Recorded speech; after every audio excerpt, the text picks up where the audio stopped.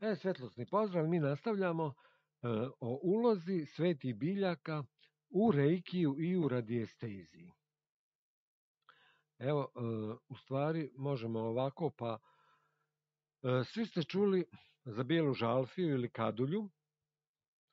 Ona nas pročišćava iznutra ako joj damo namjeru. Znači, zapalite žalfiju i kažete šta želite s njom da uradite. Njen dim služi da se pripremimo naše psihofizičko tijelo za energetski rad.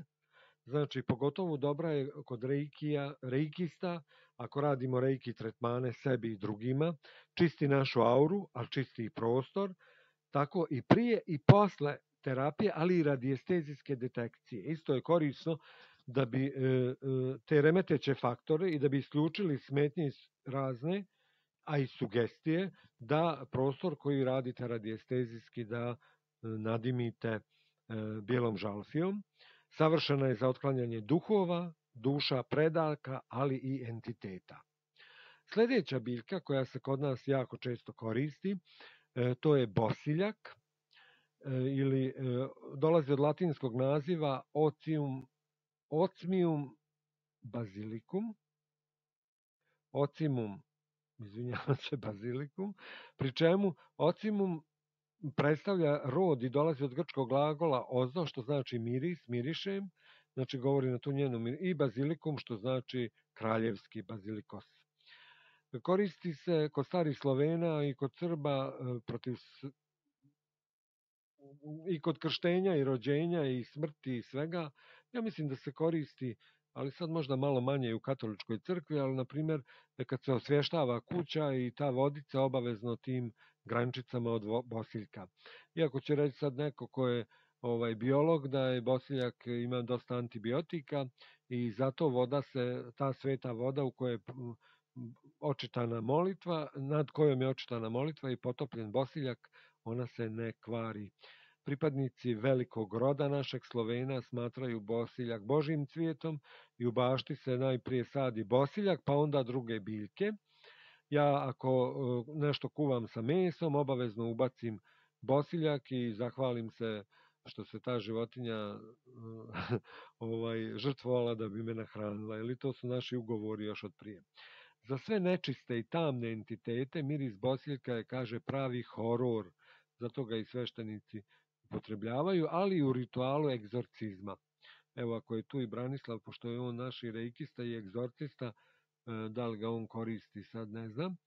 Odličan je za pročišćavanje duše i tijela, svih negativnih energija. Dobar je da se koristi u kupkama, također, da auru pročistite.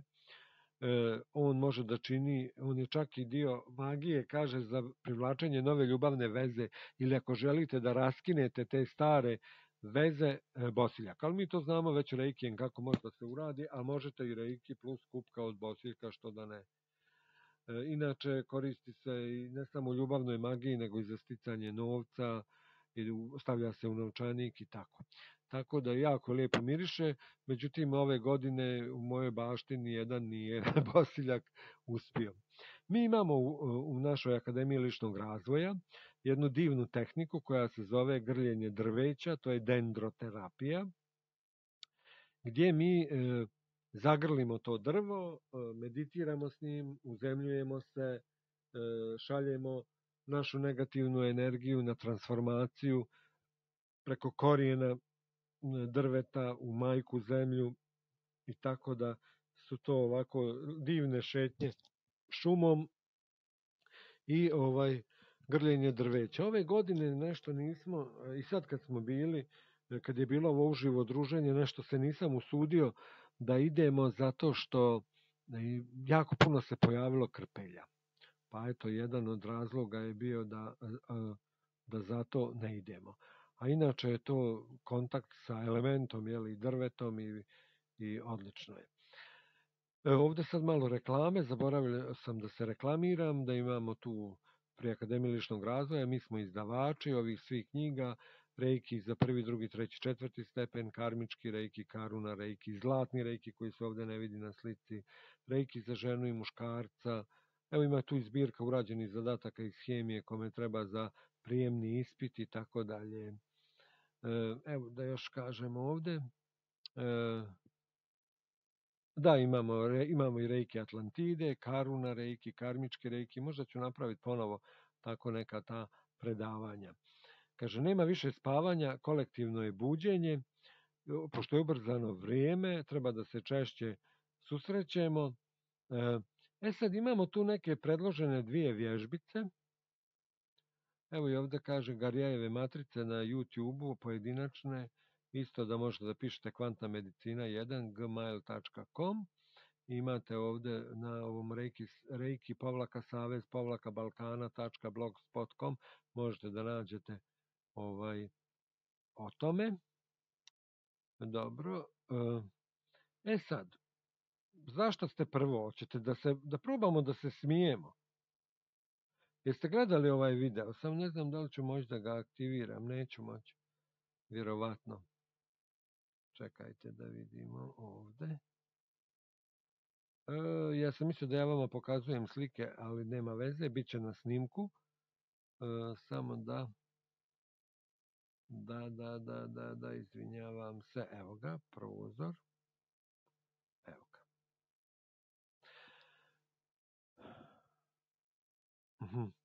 Da li ste ovo gledali? Ali kaže, treba da ponavljate sa mnom, pa da vidimo možemo li da se smijemo. A bilo bi dobro i da uključite mikrofone, pa što se čujemo, jer posle ovoga ćemo prekinuti snimanje, pa nastavljamo dalje.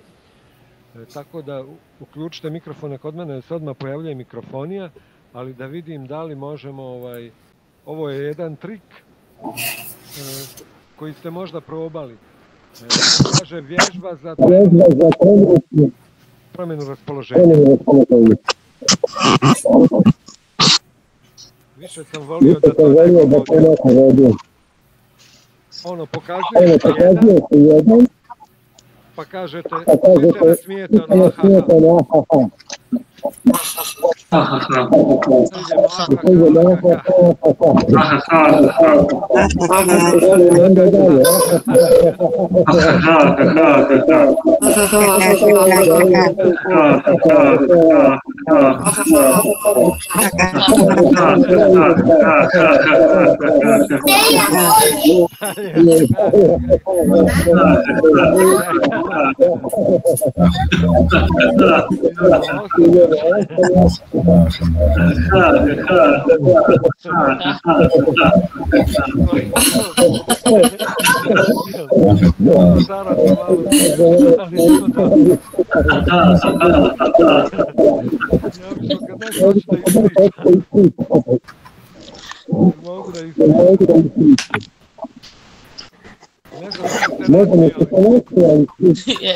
Jesmo.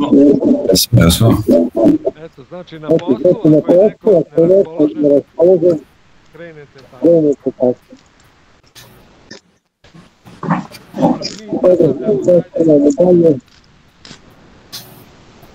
Biće meditacija, u stvari ne znam da li ćemo snimati, ali možda i hoćemo, što da ne.